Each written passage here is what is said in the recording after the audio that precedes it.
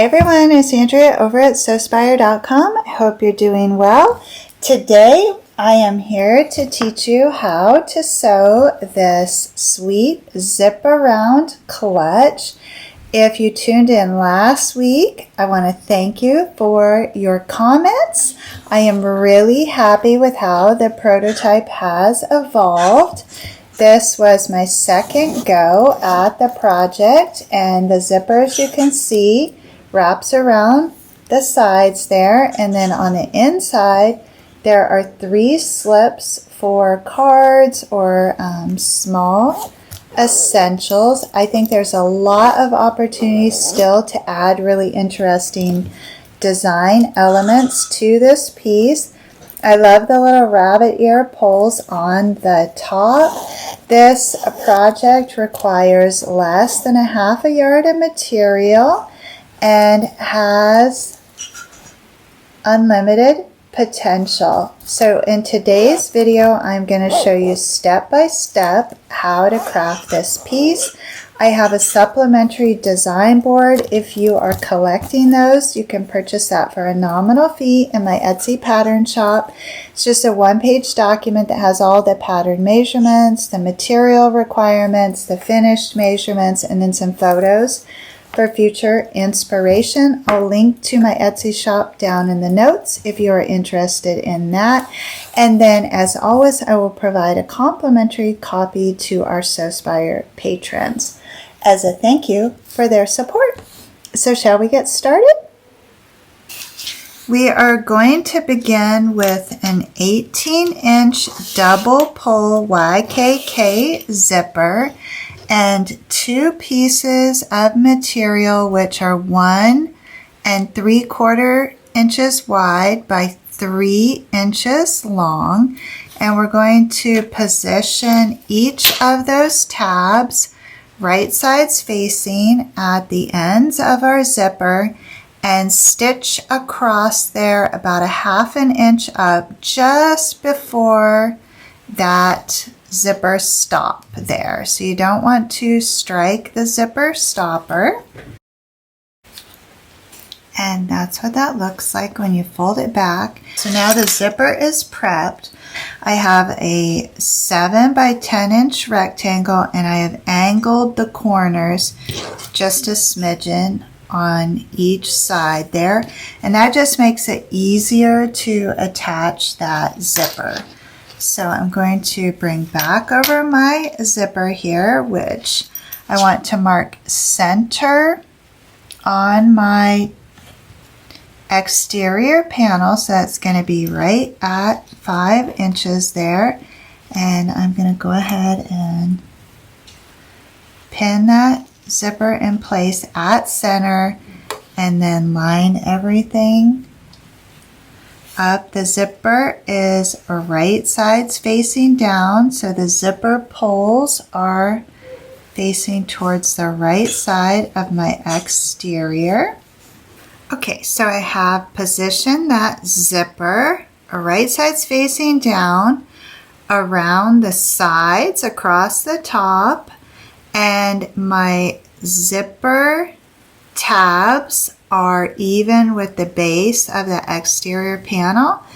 Now I'm going to put this up on the machine deck and stitch all the way around that edge, getting as close as I can to the zipper teeth without going over.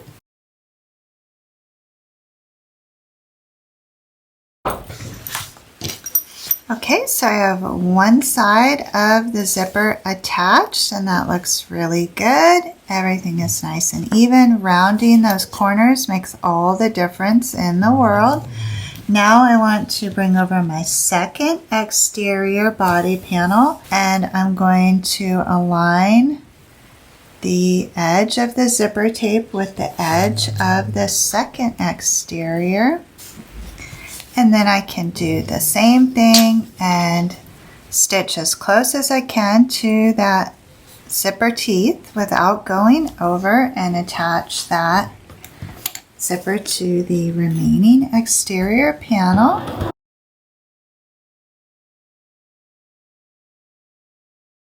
Tuck those tabs inward, so it's going to create like a little inverted pleat there.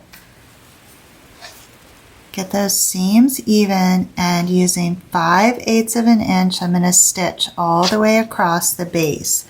Make sure that your zipper is opened a little bit so you can turn this around.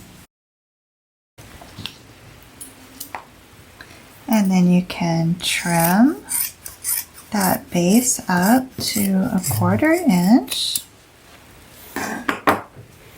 And you can then unzip and turn this around, right side facing out. It's such a cute little case. The proportions are awesome on this. Lots of uses for this. I think you could use the cork, vinyl. Really, the sky's the limit with your material choices for this project.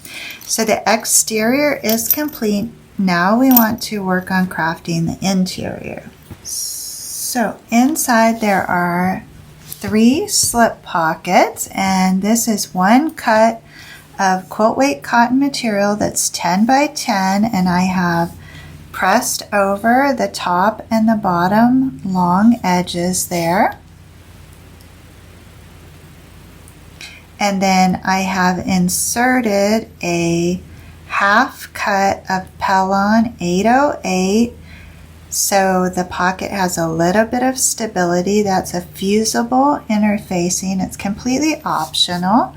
And I have just staggered the lip of that pocket slightly, and I'm going to run a row of stitching right across there to create a pocket that is approximately 5 by 10 inches. Then I am going to fold that pocket in thirds and press that so that I have my vertical stitch lines in 3 even compartments. My interior panels also measure 7 by 10 and have the slightly angled corners. The pocket is going to get positioned on the interior panel 1 inch up from the base. And I will stitch right across the base of that pocket to attach it. And then I will stitch vertically down the press lines to divide the pocket in thirds.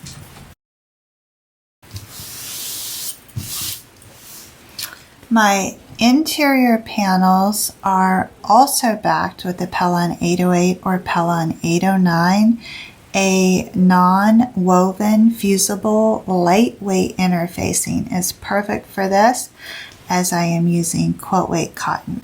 So I'm going to position that remaining interior panel right sides facing on top of my pocket panel, and then I want to mark 2 inches up on each side from the base. And what I am going to do is stitch from that 2-inch mark, pivot at the corner, over 3 inches, and back stitch. I'm going to leave this 4-inch opening at the base to turn. So I'm basically stitching in an L on each corner there. Alright, so I have a hole at the bottom of the interior, and I have just stitched the corners of the base of that. Now I want to bring back over my exterior. I'm going to turn that inside out, and I am going to turn my interior right side out, poking out those corners at the base. So I have something that looks like this, and I'm going to position this interior inside of that exterior so that the right sides are facing. And then I will fold over that zipper tape and start aligning the edge of that zipper tape with the edge of my interior lining, and you are turning that zipper tape up so that it's the outer edge of the zipper tape that is aligning with the outer edge of the interior. The zipper teeth will naturally fall inward. Okay, I have my lining fit inside the interior of this, and the edge of the zipper is aligned with the edge of the interior. Now very slowly I am going to stitch around this to attach that interior to the zipper tape and the exterior.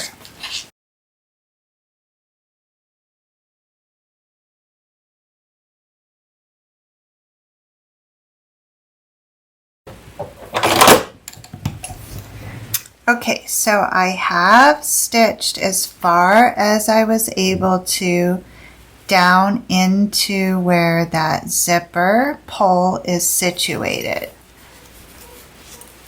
And so as you get the bulk of that lining in place, come back in, and if there are areas where you can get in a little further by adjusting, go ahead and stitch as close as you can to that zipper pole.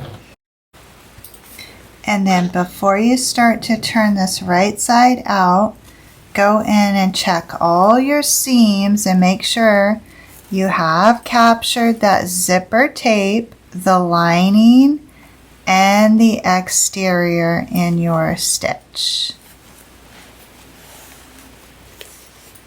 And then if that all looks good, you can go ahead and reach inside and pull the exterior through that hole in the base. You can go ahead and poke out the corners for the interior. Press that if you need to and pull right across the bottom where the hole is. Line everything up nice and go ahead and stitch that closed.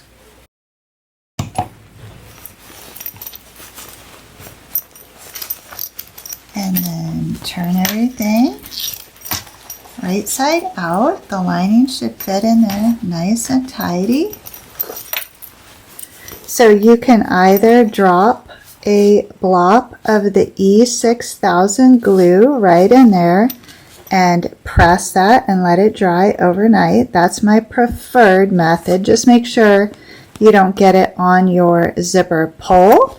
You just want that glue down in between the lining and the exterior. Or your second option is to pull the zipper up a bit and stitch right across that lining, right through your nylon zipper coils to attach that lining to the exterior. And you would see that stitching right across here, and it will stop your zipper a little shorter. That's why my preference is the glue, because you could just put a drop of that in there and press this together and you don't see the stitching on the exterior. So overall, it is a super cute zipper clutch. The last little detail that we want to add is we're going to craft some little rabbit ear zipper pulls here, which will finish this piece off beautifully.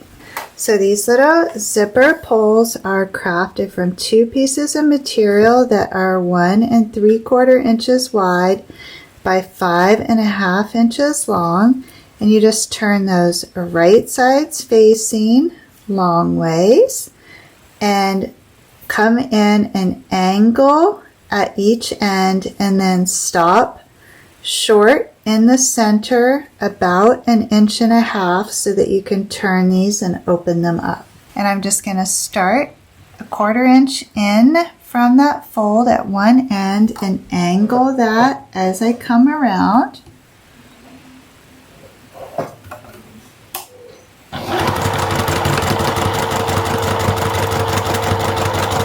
I'll back stitch well at that center point, break the thread and jump a little forward.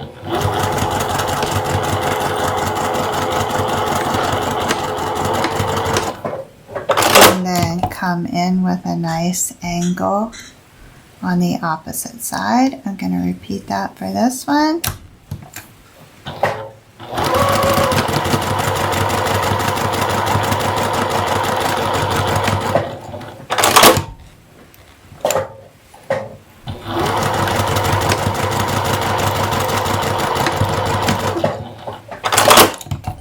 I do like to trim away the corners on these down to 1/4 inch.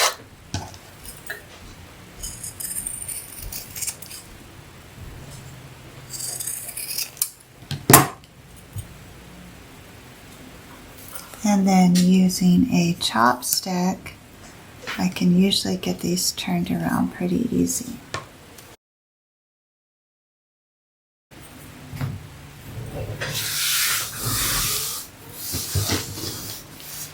And you should end up with 2 little pieces of material that remind me of green beans. You do not need to stitch these closed because the way that they will attach to the zipper pulls here makes them kind of self-closing. So fold your little green beans in half at center, and then in half again, and slip that through the zipper pull there. And then once you get enough of that through that you can fit a finger in there, go ahead and tuck both of those ears through there. And we're just looping this around that zipper pull, and then gently tug on each ear.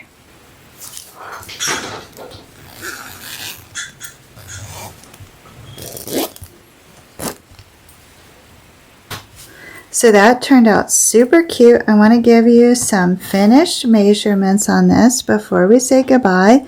Finished, it measures 9 inches wide by 6 inches tall,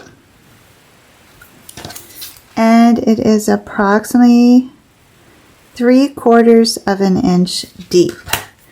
All right, those turned out great. I love how this design progressed from that sort of ugly clutch that we made last week. Thank you to everybody who weighed in and helped me improve this design. I hope you love it. I would like to know what you think I should name it. So if you will, leave me a comment down in the notes as to what we should call this sweet little clutch, and tell me how you're going to use yours. So I want to thank you for sewing with me. I hope you'll join me next Friday at noon Eastern Time for another inspired project. So until we meet again, as always, please know the creative genius in me will be celebrating the creative genius in you. I hope you all have a beautiful week.